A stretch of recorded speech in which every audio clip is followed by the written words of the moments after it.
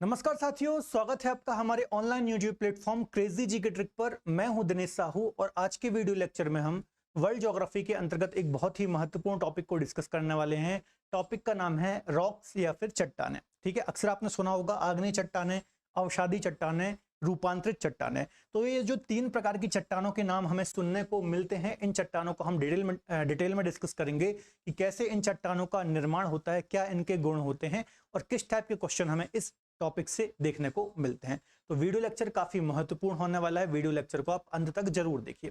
ठीक है, इसके अलावा टॉपिक को स्टार्ट करने से पहले थोड़ा सा मैं आपको अपडेट देना चाहूंगा। यदि आप मेरे साथ जुड़ करके ज्योग्राफी पढ़ना चाहते हैं तो प्ले स्टोर से आप हमारी रूट एप्लीकेशन को डाउनलोड कर सकते हैं। यहाँ पर आपको डिफरेंट फाउंडेशन कोर्सेज भी मिल जाएंगे और मेरे ज्योग्राफी के भी आपको रिकॉर्डेड और लाइव फाउंडेशन कोर्सेज मिल जाएंगे। तो यहाँ पर आप मेरे साथ जुड़ करके लाइव और रिकॉर्डेड बैच मेरे आपको ज्योग्राफी के मिल जाते हैं। तो ज्योग्राफी मेरे साथ जुड़ करके आप यहाँ पर पढ़ सकते हैं। चलिए बिना देर किए हुए सीधे हम टॉपिक को स्टार्ट करते हैं और सबसे पहले हम समझते हैं कि आखिर जो रॉक्स होती हैं या फिर जो चट्टानें होती हैं ये होती क्या है या फिर इनकी डेफिनेशन क्या है। ठीक है, तो देखिए अब जो चट्टानें होती हैं तो आपने चट्टानों को तो देखा ही होगा। हमारी पृथ्वी की जो भूपरपटी है, जो क्रस्ट है, देखिए हमारी जो पृथ्वी है इस पर तीन लेयर आपको देखने को मिलती हैं। ठीक है, एक होती है ये ऊपर वाली जिसको हम बोलते हैं क्रस्ट। क्या बोलते हैं इसको? हम क्रस्ट बोलते हैं या फिर इसी को हम बोल देते हैं भूपरपटी। ठीक है, एक बीच वाली होती है मेंटल। ठीक है, और फिर होती है ये कोर।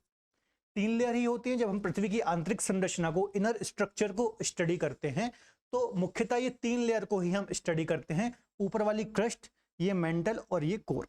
ठीक है, तो ये जो सबसे ऊपरी सतह है क्रस्ट, ठीक है, तो यहां पर ही आपको रॉक्स देखने को मिलेंगी कुछ इस प्रकार से। ठीक है, इनको हम क्या बोलते हैं? चट्टानें या फिर रॉक्स। तो इसकी डेफिनेशन क्या हो सकती है कि जो खनिजों का समुच्चय होता है, खनिजों के समुच्चय को, है ना, मतलब जो ये रॉक्स हैं ये खनिजों से मिलकर के बनी हुई हैं। ठीक है, अब खनिज क्या है तो आपको पता है हमारी भूपटल में बहुत सारे तत्व और एलिमेंट या फिर एलिमेंट देखने को मिलते हैं। कौन कौन से एलिमेंट देखने को मिलते हैं? जैसे कि सर्वाधिक ऑक्सीजन देखने को मिलता है ना, सिलिका देखने को मिलता है, एल्यूमिनियम देखने को मिलता है ना, आयरन देखने को मिलता है। ठीक है, इस प्रकार से बहुत सारे जो एलिमेंट है, तत्व हैं, हमारी भूपरपटी में देखने को मिलते हैं। तो इन्हीं जो ये एलिमेंट मैंने आपको बताया या फिर जो ये तत्व मैंने आपको बताए, इन्हीं तत्वों के जो ऑक्साइड होते हैं, सिलिकेट होते हैं, कार्बोनेट होते हैं, ये आपस में मिलकर के क्या बनाते हैं? खनिजों का निर्माण करते हैं। ठीक है, और इनको ही हम क्या बोलते हैं? इन्हीं खनिजों के समुच्चय को हम रॉक्स बोलते हैं। आपको याद रखना है। ठीक है, तो रॉक्स की आई थिंक डेफिनेशन क्लियर हो गई होगी। तो खनिज यहां पर देखने को मिलेंगे और आपको इसमें जीवाश्म भी देखने को मिलते हैं। ठीक है, ये बात भी आपको याद रखना है। हालांकि हर प्रकार की चट्टान में आपको जीवाश्म देखने को नहीं मिलेंगे, जैसे कि आग्नेय चट्टान जो होती है उसमें जीवाश्म देखने को नहीं मिलते हैं, लेकिन फिर भी कुछ चट्टानों में आपको जीवाश्म देखने को मिलेंगे, कुछ में नहीं देखने को मिलेंगे। ठीक है, तो थोड़ा सा आपको डेफिनेशन क्लियर हुई होगी कि आखिर चट्टान रॉक्स बोलते किसको है। ठीक है, तो बस एक लाइन याद रख लेना, खनिजों के समुच्चय को हम क्या बोलते हैं? रॉक्स बोलते हैं। और जो चट्टानों की हम स्टडी करते हैं, है ना, अध्ययन जब इनका करते हैं तो इसको क्या बोलते हैं? तो इसको हम बोलते हैं पेट्रोलॉजी। याद रखना, पेट्रोलॉजी। ठीक है, चट्टानों की स्टडी को, अध्ययन को हम पेट्रोलॉजी बोलते हैं। तो ये बात भी थोड़ा सा आपको दिमाग में रखना है। ठीक है, तो आई थिंक आपको रॉक्स की डेफिनेशन अच्छे से क्लियर हो गई होगी। क्लियर? चलिए आगे डिस्कस कर लेते हैं। जब इनके हम टाइप्स की बात करते हैं, ठीक है, उत्पत्ति स्वरूप के आधार पर या फिर रासायनिक संरचना के आधार पर यदि हम इनको डिवाइड करते हैं तो चट्टानें मुख्यतः हमें तीन प्रकार की देखने को मिलती हैं। ठीक है, कौन कौन सी चट्टानें हैं? तो सबसे पहले होती हैं आग्नेय चट्टानें या फिर इग्नियस रॉक्स। ठीक है, सेकंड होती हैं अवसादी चट्टानें या फिर इनको हम बोलते हैं सेडिमेंट्री रॉक्स, और फिर होती हैं रूपांतरित चट्टानें। ठीक है, अब इन्हीं चट्टानों को हमें एक एक करके स्टडी करना है कि आग्नेय चट्टानें कैसी बनती हैं, इनके क्या गुण होते हैं, अवसादी चट्टानों का निर्माण कैसे होता है, इनके क्या गुण होते हैं, और रूपांतरित चट्टानें क्या होती हैं, इनकी क्या विशेषताएं या फिर गुण होते हैं। ठीक है, तो याद रखना है तीन प्रकार की चट्टानें हमें देखने को मिलती हैं, इग्नियस, सेडिमेंट्री और मेटामॉर्फिक रॉक्स। ठीक है, चलिए एक एक करके हम इन रॉक्स को डिस्कस करते हैं। सबसे पहले हम आग्नेय चट्टानों को या फिर इग्नियस रॉक्स को देखते हैं। तो देखिए आपको पता होगा जो हमारी पृथ्वी है ना, इसके ऊपर क्या है, क्रस्ट है ना। या फिर जब हम पृथ्वी की आंतरिक संरचना पढ़ते हैं तो क्रस्ट और ऊपरी मेंटल की जो ऊपरी लेयर है ना, ये क्या हो गया, क्रस्ट हो गया, और ये हो गया ऊपरी मेंटल की ऊपरी लेयर। ठीक है, ये हो गया क्रस्ट, ठीक है, और ये हो गई ऊपरी मेंटल की ऊपरी लेयर, है ना। ये वाला जो पार्ट मैंने बनाया है ये हो गया ऊपरी मेंटल की ऊपरी लेयर, है ना, ऊपरी लेयर। बात समझ में आ गई। आपको पता है 3 लेयर होती है, क्रस्ट, मेंटल और कोर। तो क्रस्ट को हमने पूरा ले लिया, और ऊपरी मेंटल की जो सबसे ऊपरी वाली पट्टी होती है, साधारण भाषा में आपको बोलूं तो इन दोनों को संयुक्त रूप से हम बोलते हैं स्थल मंडल। क्या बोलते हैं, स्थल मंडल इसको हम बोलते हैं, या फिर इसको हम लिथोस्फेयर, लिथोस्फेयर इसको हम बोलते हैं। बात समझ में आ गई। क्रस्ट और ऊपरी मेंटल की ऊपरी जो लेयर है, इनको संयुक्त रूप से हम लिथोस्फेयर या फिर स्थल मंडल बोलते हैं। इसके जस्ट नीचे यदि हम बात करेंगे तो यहां पर आप देखेंगे इस रीजन में, इसको हम क्या बोलते हैं, इस रीजन को हम क्या बोलते हैं, इसको हम बोलते हैं दुर्बलता मंडल। इसको हम क्या बोलते हैं, दुर्बलता, दुर्बलता मंडल हम बोलते हैं। मतलब मेंटल के ही अंतर्गत एक आपको जगह देखने को मिलती है जिसको हम बोलते हैं दुर्बलता मंडल, या फिर इसको ही हम बोलते हैं एस्थेनोस्फेयर, एस्थेनोस्फेयर इसको हम बोल देते हैं। ठीक है, अब इस एस्थेनोस्फेयर में क्या है, बहुत सारा मैग्मा भरा हुआ है। क्या भरा हुआ है, मैग्मा भरा हुआ है, जो कि किस तरह से भरा हुआ है, अर्ध तरल अवस्था में, अर्ध तरल अवस्था में मैग्मा यहां पर भरा हुआ है। अब इस मैग्मा में क्या होती हैं, बहुत सारी संवहन धाराएं चलती हैं। ठीक है, इस मैग्मा के अंतर्गत इस प्रकार से आप देखेंगे तो संवहन धाराएं चलती हैं, संवहन तरंगें चलती हैं, आपको याद रखना है। मतलब आप साधारण भाषा में समझिए, जो मैग्मा है जो पृथ्वी के अंदर मेंटल में भरा हुआ है, ये हमेशा ऊपर आने की कोशिश करता है, क्योंकि अंदर का टेम्परेचर बहुत ज्यादा है, प्रेशर बहुत ज्यादा है। बिल्कुल साधारण भाषा में आपको समझाने की कोशिश कर रहा हूं, तो ये हमेशा ऊपर आने की कोशिश करता है। और जो हमारा ये लिथोस्फेयर है बच्चों, यहाँ पर बहुत सारी आपको क्रैक्स भी देखने को मिलेंगे। कुछ क्रैक्स ऊपर तक आ जाते हैं, कुछ क्रैक्स आधी दूरी तक आते हैं, इस प्रकार से। ठीक है, तो कहीं से भी इस गर्म मैग्मा को यदि जगह मिलेगी तो ये ऊपर की ओर ज्वालामुखी के थ्रू इरप्ट हो जाएगा, या फिर यहाँ पर ज्वालामुखी विस्फोट के थ्रू ऊपर आ जाएगा ये गर्म मैग्मा। जब ये ऊपर आ जाता है तो उसको ही हम लावा बोल देते हैं। क्लियर है। और कुछ कंडीशन में क्या होता है, ये लावा, मान लीजिए यहाँ पे दरार थी और ये लावा अंदर ही बाहर आने की कोशिश की, और ये अंदर ही ठंडा होकर के कोई खास शेप में जम गया। ठीक है, तो मैं बताने का मकसद ये है कि जो बाहर पृथ्वी के ये गर्म पदार्थ आता है, मतलब पृथ्वी के अंदर से ये बाहर जो गर्म पदार्थ आ रहा है, ठीक है, इसको हम बोलेंगे लावा। ठीक है, ये कैसे कैसे बाहर आएगा, तो ज्वालामुखी उद्गार के थ्रू, ज्वालामुखी उद्गार के थ्रू बाहर आएगा। ठीक है, और जब ये बाहर आएगा लावा, तो क्या होगा, जैसे ही ये बाहर आएगा, ठीक है, तो अंदर तो टेम्परेचर बहुत ज्यादा था, जैसे ही ये बाहर आया तो टेम्परेचर क्या हो गया, अचानक से कम हो गया। ठीक है, क्योंकि अंदर का टेम्परेचर आप देखेंगे 800 से 1200 डिग्री सेल्सियस भी हो सकता है, या फिर होता है। और जैसे ही आएगा तो यहाँ पर 15 से लेकर के 20, 25, 30 डिपेंड कर रहा है कहां पर ये ज्वालामुखी उद्गार हुआ है। तो अचानक से जैसे ही टेम्परेचर कम होगा तो यहाँ पर क्या होगा, ये गर्म लावा कुछ टाइम के बाद क्या हो जाएगा, ठोस चट्टानों में परिवर्तित हो जाएगा। ठीक है, और इसी प्रकार से बनती हैं इग्नियस रॉक्स या फिर आग्नेय चट्टानें। बात समझ में आई। पृथ्वी के अंदर से जैसे ही लावा बाहर आया तो ये चट्टानें कैसी हुई, ठंडी हो गई, और ठंडी होकर के सॉलिड हो जाएंगी, चट्टानों का रूप धारण कर लेंगी। तो इन्हीं चट्टानों को हम बोलते हैं आग्नेय चट्टान। मतलब गर्म पिघले पदार्थ से निर्मित जो चट्टानें होती हैं उनको हम आग्नेय चट्टानें बोलते हैं। ठीक है, अब ये यदि पृथ्वी के बाहर बनेंगी तो इनको हम बोलेंगे बाह्य निर्मित आग्नेय चट्टानें। यदि ये ऊपर बन रही हैं तो इनको हम बोलेंगे बाह्य निर्मित आग्नेय चट्टानें, और यदि ये अंदर बनेंगी तो इनको हम बोलेंगे अंतः निर्मित आग्नेय चट्टानें। ठीक है, तो इतना आपको याद रखना है। क्लियर है।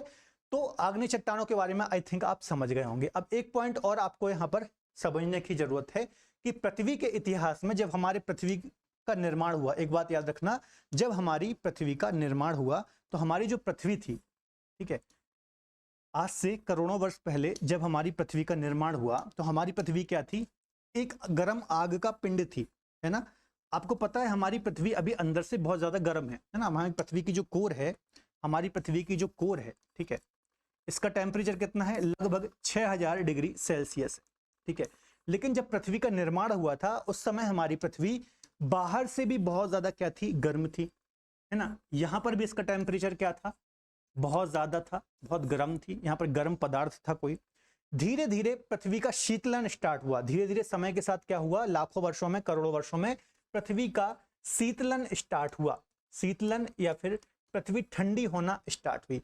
और जब पृथ्वी ठंडी हुई तो प्राथमिक तौर पर जो चट्टानें बनी, प्राइमरी जो रॉक्स बनी, तो उस समय कौन सी चट्टानें अस्तित्व में आई, उस अस्तित्व में आई उस समय आग्नेय चट्टानें या फिर इग्नियस रॉक्स अस्तित्व में आई, ठीक है। तो याद रखना पृथ्वी के इतिहास में सबसे पहली जो चट्टानें हमारी पृथ्वी पर बनी थी वो इग्नियस रॉक्स ही बनी थी, क्योंकि उस समय पृथ्वी गर्म थी और जब वो गर्म पदार्थ ठंडा हुआ तो सबसे पहले जिन चट्टानों का निर्माण हुआ उसे हम आग्नेय चट्टानें बोलते हैं। तो इनको हम प्राथमिक चट्टानें भी बोलते हैं।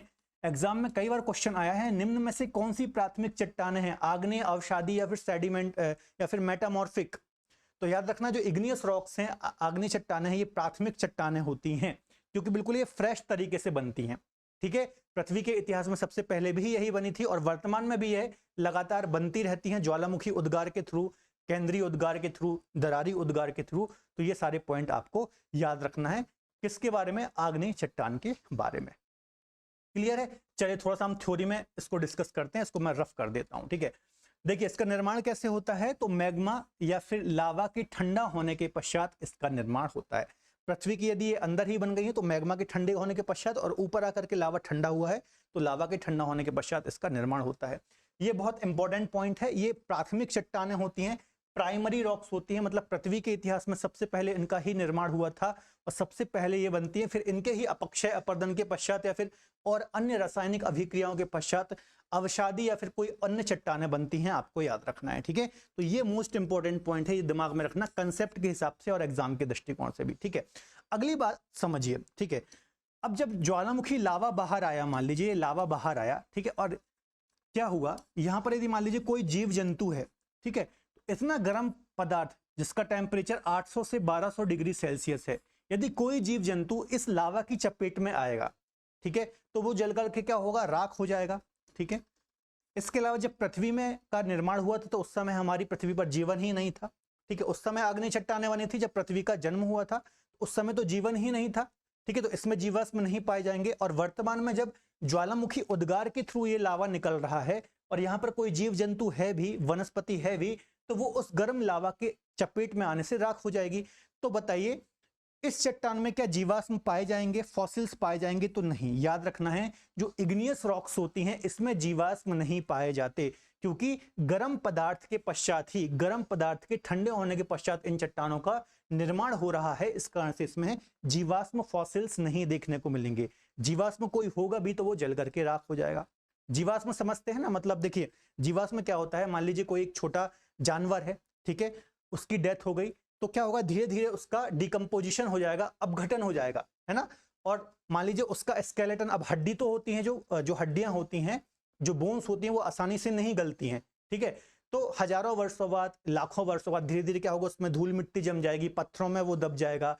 और आज से मान लीजिए लाखों वर्षों बाद कोई वहां पर खुदाई करता है तो उस जानवर का वो हमें स्केलेटन मिलेगा, जो भी मिलेगा उसको ही हम बोलेंगे उस जानवर का जीवाश्म, ठीक है। तो जीवाश्म आपको पता ही होगा। तो याद रखना है इन चट्टानों में जीवाश्म हमें देखने को नहीं मिलते, ठीक है। इसके अलावा इसमें खनिज आपको देखने को मिलेंगे, मिनरल्स देखने को मिलेंगे, धातुएं इसमें आपको देखने को मिलेंगी, ठीक है। धात्विक खनिज देखने को मिलते हैं। इसके अलावा इनमें लेयर नहीं पाई जाती हैं, याद रखिएगा। इसमें क्रिस्टल पाए जाते हैं ना, क्रिस्टल। इसमें परतें नहीं पाई जाती हैं, विशेष तौर पर आपको याद रखना है, ठीक है। क्योंकि क्या हुआ, लावा निकला और वो ठोस हो गया, ठीक है। तो इसमें क्रिस्टल पाए जाएंगे, कण पाए जाएंगे, दाने पाए जाएंगे, ठीक है, जिसको हम बोलते हैं रवि, ठीक है। क्रिस्टल, इस प्रकार से क्रिस्टल होते हैं ना, ये इस प्रकार से क्रिस्टल पाए जाएंगे, मतलब दाने पाए जाएंगे, छोटे बड़े दाने पाए जाएंगे, लेकिन यहाँ पर लेयर नहीं पाई जाएंगी, आपको याद रखना है, ठीक है। कुछ इसके एग्जाम्पल हैं जैसे कि ग्रेनाइट, नीस, बेसाल्ट, ग्रेबो, पेग्मेटाइट, डायोराइट। एग्जाम में यहाँ से भी क्वेश्चन आता है कि निम्न में से बेसाल्ट किसका एग्जाम्पल है। ग्रेवो किसका एग्जाम्पल है, ग्रेनाइट, नीस किसका एग्जाम्पल है, तो ये सभी इग्नियस रॉक्स के या फिर आग्नेय चट्टानों के एग्जाम्पल हैं, उदाहरण हैं, आपको याद रखना है, ठीक है। और पृथ्वी के इतिहास में सबसे पहले आग्नेय चट्टानों का ही निर्माण हुआ था, आपको याद रखना है। क्लियर, क्लियर है, इतनी बात आई थिंक आप समझ गए होंगे। यहां पर एक और डायग्राम है जहां पर ये आग्नेय चट्टानों के बारे में बताया गया है, आपको याद रखना है, ठीक है। तो एक बार हम रिवीजन करते हैं, आग्नेय चट्टानों का निर्माण कैसे हुआ है, गर्म पदार्थ के ठंडे होने के पश्चात इसका निर्माण हुआ है। इसके अलावा हमारे पृथ्वी के इतिहास में जिन चट्टानों का सबसे पहले निर्माण हुआ वो आग्नेय चट्टानें ही थी, आपको याद रखना है। इसमें जीवाश्म नहीं पाई जाती, इसमें परत या फिर लेयर नहीं पाए जाते, इसमें आप देखेंगे क्रिस्टल्स पाए जाएंगे, रवे पाए जाएंगे, रवेदार चट्टानें इनको बोलते हैं, है ना, क्रिस्टल रॉक्स इनको हम बोलते हैं। इसके अलावा इसमें आप देखेंगे आपको छिद्र भी देखने को नहीं मिलेंगे, क्योंकि कोई गर्म पदार्थ ठंडा होकर के जम गया है तो इसमें आपको छिद्र देखने को नहीं मिलेंगे, ठीक है, आपको याद रखना है। इसके अलावा जीवाश्म भी इसमें देखने को नहीं मिलते, बाकी की ग्रेवो हो गया, ग्रेनाइट हो गया, नीस हो गया, ये सब इसके एग्जाम्पल है, तो आपको याद रखना है। क्लियर है, आई थिंक आपको आग्नेय चट्टान अच्छे से क्लियर हो गई होगी, ठीक है। आप किसी भी एग्जाम की तैयारी कर रहे हैं, हर एक एग्जाम के दृष्टिकोण से महत्वपूर्ण टॉपिक है या फिर उसके लिए बेनिफिशियल लेक्चर है, आपको याद रखना है, ठीक है। आगे हम डिस्कस कर लेते हैं सेडिमेंट्री रॉक्स या फिर अवसादी चट्टानें क्या होती हैं, ठीक है। चलिए देखिए, फॉर एग्जाम्पल ये कोई भी एक चट्टान है ना, ये क्या है, कोई भी एक चट्टान है। अब ये कौन सी चट्टान है इसके बारे में आप अभी मत सोचिए, है ना, कोई भी एक रॉक है या फिर कोई भी एक क्या है, चट्टान है, ठीक है। अब क्या होता है, ये चट्टान है, हमारी पृथ्वी में अवस्थित है। अब इसमें क्या पड़ रहा है, सूर्य है, ये क्या है, सन है, तो सूर्य का इसमें टेम्परेचर पड़ रहा है, ठीक है। वर्षा का इसमें जल पड़ रहा है या फिर वर्षा का सामना करना पड़ रहा है, जल का सामना करना पड़ रहा है, ठीक है। जब कड़क धूप पड़ती है ना, तो ये क्या होंगी, चट्टानें गर्म हो जाएंगी, है ना। कोई भी चीज जब आप गर्म करते हैं तो उसका आयतन बढ़ता है, वो फैलती हैं, फिर रात होगी, नाइट होगी, फिर ये सिकुड़ जाएंगी, फिर दूसरे दिन दिन होगा, फिर चट्टानें फैलेंगी, फिर सिकुड़ जाएंगी, तो ये प्रक्रिया निरंतर चलती रहती है, ठीक है। इसके अलावा वर्षा का जल का भी इसको सामना करना पड़ रहा है। तो इस प्रकार से बहुत सारे बहिर्जात बलों के कारण जो चट्टानों की सतह होती हैं, जिसको ये सब बहिर्जात बलों का सामना करना पड़ रहा है, इसके कारण इसमें क्या होता है, अपक्षय होता है, वेदरिंग होती है ना, अपक्षय होता है ना। अपक्षय मतलब टूट फूट जाना, मतलब इसकी जो ऊपरी लेयर है ये क्रैक्स हो गए हैं इसमें या फिर टूट फूट गई है ना, अपक्षय। और दूसरी प्रक्रिया होती है अपर्दन, ठीक है। अपर्दन मतलब मान लीजिए हवा चली, है ना, हवा चली और हवा ने इस चट्टान के छोटे छोटे कणों को एक जगह पर कहीं पर इस प्रकार से डिपॉजिट कर दिया, या फिर वर्षा का जल आया, वर्षा हुई तो वर्षा के जल ने इस चट्टानों के जो ये अपर्दित कण हैं या फिर अपक्षय वाले जो कण हैं इनको बहा करके दूसरे स्थान पर जमा कर दिया, ठीक है। तो इस प्रक्रिया के द्वारा क्या होते हैं, इसके जो कण हैं दूसरी जगह इकट्ठे हो जाएंगे इस प्रकार से, ये एक लेयर इकट्ठी हुई, ठीक है, फिर दूसरी लेयर इकट्ठी हुई। अब ये हजारों लाखों वर्षों की घटना है बच्चों, करोड़ों वर्षों की घटनाएं होती हैं, ठीक है। फिर ये लेयर इसे यहाँ पर इकट्ठी हुई, इस प्रकार से लेयर में ये इस प्रकार से चीजें इकट्ठी होती जा रही हैं। अब जब लगातार लेयर में ये चीजें इकट्ठी हो रही हैं तो इसमें क्या पड़ रहा है, दाब भी बढ़ रहा है, ठीक है, प्रेशर भी बढ़ रहा है। मान लीजिए वर्षा हुई तो वर्षा के पानी के कारण कुछ चीजें चेंज होंगी, तापमान बढ़ रहा है, बहुत सारी और भी प्रक्रियाएं पृथ्वी पर चलती हैं, ठीक है। तो इस प्रकार से क्या होता है, एक नई चट्टान का निर्माण होता है, ठीक है। क्या होता है, एक नई चट्टान का निर्माण होता है, जिस इसमें क्या हो रहा है, मतलब दो शब्द याद रखिएगा, एक तो इसका दृढ़ीकरण हो रहा है ना, इसका संचयन हो रहा है, संचयन और दृढ़ीकरण मतलब सॉलिडिफिकेशन इसका हो रहा है। इसके पश्चात एक चट्टान बनती है जिनको हम बोलते हैं अवसादी चट्टान। मतलब किसी चट्टान के अपक्षय अपर्दन के पश्चात जो उसके अवसाद हैं, ये क्या थे, इसके अवसाद हैं, सेडिमेंट्स हैं, ठीक है।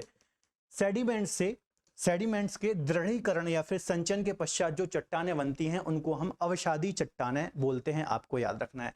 और जो ये प्रक्रिया है इसको ही हम बोलते हैं लिथिफिकेशन, लिथिफिकेशन इसको हम बोलते हैं, याद रख लेना, एग्जाम में क्वेश्चन आएगा लिथिफिकेशन क्या होती है, ठीक है। तो याद रखना है, इस प्रकार से एक बिल्कुल नई चट्टानें बनती हैं जिसको हम क्या बोलते हैं, अवसादी चट्टानें बोलते हैं, ठीक है। अब कैसे अवसादी चट्टानें बनेंगी, किन चट्टानों से ये बनेंगी, तो आग्नेय चट्टानों से भी ये बन सकती हैं, ठीक है।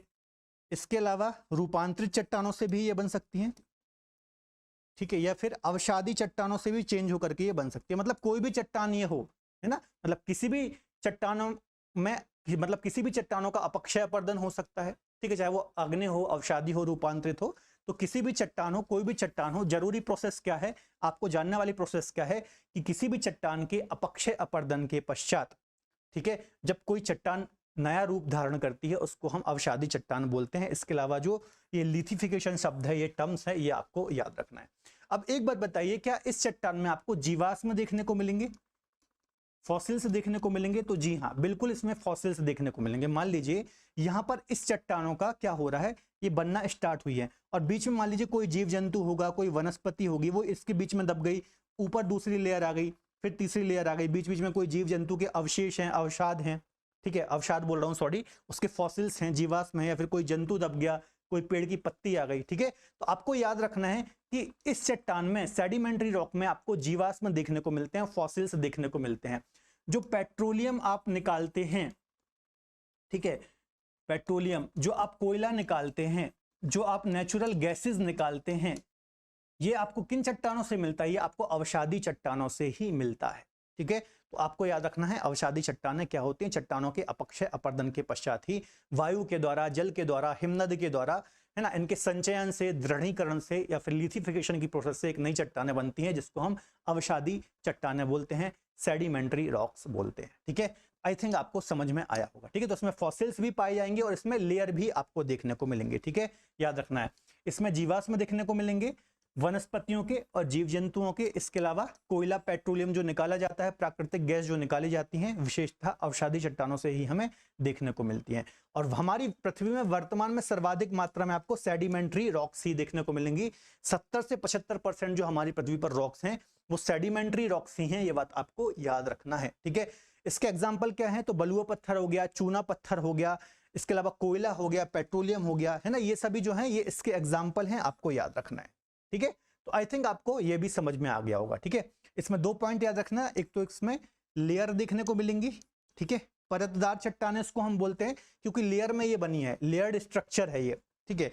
इसके अलावा इसमें जीवाश्म भी हमें देखने को मिलेंगे, फॉसिल्स भी हमें देखने को मिलेंगे। इससे पहले जो हमने आग्नेय चट्टानें पढ़ी थी ना, तो उसमें लेयर थी और ना ही उसमें हमें जीवाश्म देखने को मिल रहे थे, ठीक है, क्लियर है। चलिए आगे डिस्कस कर लेते हैं रूपांतरित चट्टानें या कायांतरित चट्टानें। रूपांतरित चट्टानें क्या होती हैं बच्चों? जैसे कि फॉर एग्जांपल ये कोई रॉक है, ठीक है, अब पृथ्वी पर बहुत सारी चीजें कार्य कर रही हैं, बहुत सारी बहिर्जात बल कार्य कर रहे हैं, जैसे कि धूप पड़ रही है, तापमान पड़ रहा है, जल पानी का उसको सामना कर रहा है, तो इस चट्टान का भी क्या होता है, रूप परिवर्तित हो जाता है। रूपांतरित चट्टान का मतलब है रूप परिवर्तन, है ना, रूप परिवर्तन, ठीक है। तो आपको एक टर्म याद रखना है इसमें, दाब के कारण, आयतन के कारण, है ना, दाब के कारण, प्रेशर के कारण, आयतन के कारण, ठीक है, प्रेशर के कारण, आयतन के कारण, इसके अलावा तापमान के कारण, ठीक है, तापमान के कारण। इन चीजों के कारण जब किसी चट्टान में चेंजेस आते हैं, ठीक है, दाब के कारण, आयतन के कारण और तापमान के कारण जब किसी चट्टान में चेंजेस आते हैं या फिर उसका रूप परिवर्तित होता है, तो उसको हम रूपांतरित चट्टानें बोलते हैं, ठीक है। अचानक से मतलब चट्टान को तापमान का सामना करना पड़ रहा है लंबे समय तक, ठीक है, प्रेशर का सामना करना पड़ रहा है, ठीक है, या फिर आयतन में परिवर्तन हो रहा है उसके, ठीक है, तो इससे एक नई चट्टानें बनती है जिनको हम कायांतरित चट्टानें बोलते हैं। इसके अलावा एक ऐसे भी आप इसको समझ सकते हैं, जैसे कि मान लीजिए ये हमारा लिथोस्फीयर है और ये हमारा एस्थेनोस्फीयर है, ठीक है, ये एस्थेनोस्फीयर है। यहाँ पर मान लीजिए कोई आग्नेय चट्टान थी, है ना, पृथ्वी के गर्भ के अंदर ही कोई आग्नेय चट्टान थी, ठीक है, मैंने बताया ना अंदर भी आग्नेय चट्टानें बनती हैं, ठीक है। यहाँ से कोई दरार थी, दरार से मान लीजिए लावा बाहर निकला, ठीक है, लावा बाहर आया, मैग्मा बाहर आया और अचानक से यहाँ का टेम्परेचर बढ़ गया, तो इसका क्या होगा, रूपांतरण हो जाएगा और ये रूपांतरित चट्टान में चेंज हो जाएगी, ठीक है। मान लीजिए ये 2 प्लेट हैं, एक प्लेट ये है, एक प्लेट ये है। आपको पता है कि जो ये स्थल मंडल होते हैं इन्हीं को हम प्लेट्स बोलते हैं, है ना। बहुत सारी प्लेट हमारे पृथ्वी के ऊपर आपको देखने को मिलती हैं, जितने भी महाद्वीप महासागर हैं इन्हीं प्लेटों पर स्थित हैं। तो मान लीजिए ये 2 प्लेट है और बीच में कोई एक ये अन्य प्लेट है, ठीक है, या फिर कोई चट्टान है। अब ये प्लेटें जब आपस में आ रही हैं, ठीक है, तो लगातार इसको क्या करेंगी, इस पर दबाव डालेंगी, है ना, तो इसका क्या होगा, इसमें प्रेशर पड़ेगा, इसमें दबाव पड़ेगा, तो जब ज्यादा दबाव पड़ेगा तो इसका भी क्या होगा, आकार चेंज होगा, ठीक है। तो ये रूपांतरित चट्टान में चेंज हो सकता है इससे पहले ये आग्नेय हो या फिर अवसादी हो, या तो हो सकता है कि ये स्वयं रूपांतरित चट्टान हो। ऐसा भी हो सकता है कि ये खुद ही रूपांतरित चट्टान है और ताप के कारण, दाब के कारण या फिर आयतन के कारण इसका स्वयं रूप परिवर्तित हो जाए। ठीक है, तो रूपांतरित चट्टान पुनः रूपांतरित चट्टान में भी चेंज हो सकती है, आपको याद रखना है। जैसे हमने डिस्कस किया था कि अवसादी चट्टान भी पुनः अवसादी चट्टान में चेंज हो सकती है। ठीक है, तो इस प्रकार से इसमें दाब बढ़ा है ना, और जब दाब बढ़ा तो इसका आयतन भी चेंज होगा। जब बहुत ज्यादा प्रेशर लगाएंगे ये प्लेटें तो इसका आयतन, मान लीजिए प्लेटें और पास आ गई, ये प्लेटें इतनी पास आ गई, ठीक है, तो इसका बिल्कुल रूप परिवर्तित हो जाएगा, तो इसके आयतन में भी चेंज आएगा।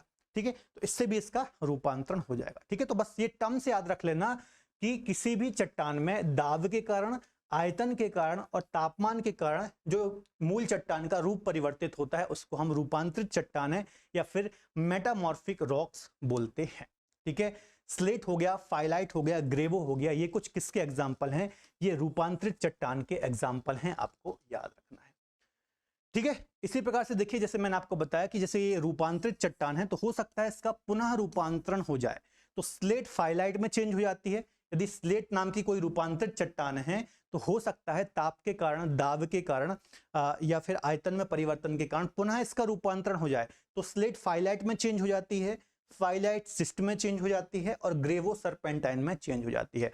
मतलब रूपांतरित चट्टान का भी पुनः रूपांतरण पॉसिबल है, ये बात आपको याद रखना है। ठीक है, यदि अवसादी चट्टानों की बात करें कि अवसादी चट्टानों का किसमें रूपांतरण होता है, तो ये अवसादी चट्टान है, सेल जो होती है, सेल नाम की अवसादी चट्टान, ये स्लेट में चेंज हो जाती है। चूना पत्थर जो होता है ये संगमरमर में चेंज हो जाता है। यहां से काफी क्वेश्चन एग्जाम में आता है कि संगमरमर किसका रूपांतरण है, तो जो चूना पत्थर होता है, जो अवसादी चट्टान है चूना पत्थर, ये संगमरमर में चेंज हो जाती है।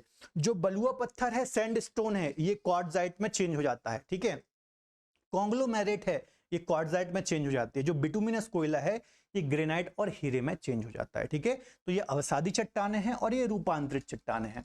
इसके अलावा आग्नेय का रूपांतरण किस में होता है, तो ग्रेनाइट का रूपांतरण नीस में होता है, बेसाल्ट का जो रूपांतरण है वो एम्फीबोलाइट में होता है और बेसाल्ट का रूपांतरण सिस्ट में होता है, ये बात आपको याद रखना है। तो यहां से रूपांतरण से भी क्वेश्चन आते हैं कि रूपांतरित चट्टान का रूपांतरण किस में होगा, आग्नेय का रूपांतरण किस में होगा या फिर अवसादी का रूपांतरण किस चट्टानों में होगा या फिर किन चट्टानों में होगा, ये बात आपको याद रखनी है। ठीक है, तो आई थिंक आपको जो तीनों चट्टानें मैंने पढ़ाई, आग्नेय, ठीक है, अवसादी और कायांतरित, ठीक है, ये आई थिंक आपको अच्छे से समझ में आई होंगी कि तीनों चट्टानें क्या होती हैं, क्या इनकी विशेषताएं हैं, कैसे इनका निर्माण हमारी पृथ्वी पर हुआ है। ठीक है, हमारी पृथ्वी में सर्वाधिक मात्रा में वर्तमान में ये देखने को मिलती हैं, जब जन्म हुआ था उस समय आग्नेय चट्टानें सर्वाधिक थी। ठीक है, तो जितने भी पॉइंट्स बताए हैं ये सब आपको ध्यान से याद रखना है। ठीक है, अब हम थोड़ा सा रॉक साइकिल को और समझ लेते हैं कि आखिर रॉक साइकिल क्या होता है, शैल चक्र क्या होता है, ये काफी ज्यादा महत्वपूर्ण है। ठीक है, रॉक साइकिल क्या होता है, शैल चक्र क्या होता है, इसको थोड़ा समझ लीजिए। देखिए, जैसे कि फॉर एग्जाम्पल बच्चों, ये गर्म मैग्मा था, है ना, पृथ्वी के गर्भ से क्या निकला, गर्म मैग्मा निकला या फिर लावा निकला, ये ठंडा हो गया, ये क्या हुआ, ठंडा हो गया, तो ये क्या होगा, ठोस चट्टानों का रूप ले लेगा, तो इसको हम क्या बोलेंगे, आग्नेय चट्टान बोलेंगे। ठीक है, अब इस आग्नेय चट्टान का क्या हुआ, इसमें टूट फूट हो गई, अपक्षय अपरदन हुआ, वेदरिंग इरोजन की प्रक्रिया इसमें हुई। ठीक है, तो इसके अवसाद निकलेंगे, इसके सेडिमेंट्स निकलेंगे और धीरे धीरे क्या होगा, इनका एक जगह निक्षेपण होता जाएगा और इसमें सघनीकरण की प्रक्रिया होगी, इसमें दृढ़ीकरण की प्रक्रिया होगी, है ना, लिथिफिकेशन इसका होगा और इससे अवसादी चट्टान बनेंगी। मतलब आग्नेय चट्टानों के अवसाद से, सेडिमेंट से एक नई चट्टानें बनी, लगातार लेयर में लेयर जमती गई और एक नई चट्टानें बनी जिसको हम अवसादी चट्टानें बोलते हैं। ठीक है, इतना क्लियर हुआ। अब इन्हीं अवसादी चट्टानों में क्या पड़ रहा है, ताप बढ़ रहा है, इसके ताप में चेंज हो रहा है, दाब में चेंज हो रहा है, आयतन में चेंज होने के कारण क्या हो रहा है, एक नई चट्टानें बन गई, इसका रूप परिवर्तन हो गया जिसको हम रूपांतरित चट्टानें बोलते हैं। ठीक है, तो देखिए, आग्नेय बनी, आग्नेय से अवसादी बनी, फिर रूपांतरित बनी। ठीक है, आपको याद रखना है। अब जब अवसादी चट्टानें बनी तो हो सकता हो इसका फिर से अपक्षय अपरदन हो जाए।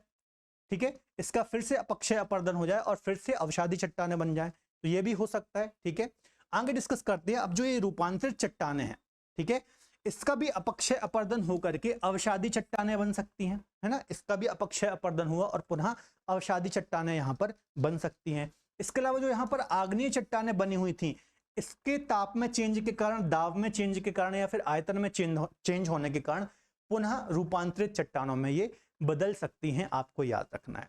ठीक है, तो ये पूरा रॉक साइकिल होता है, आपको याद रखना है। क्लियर है?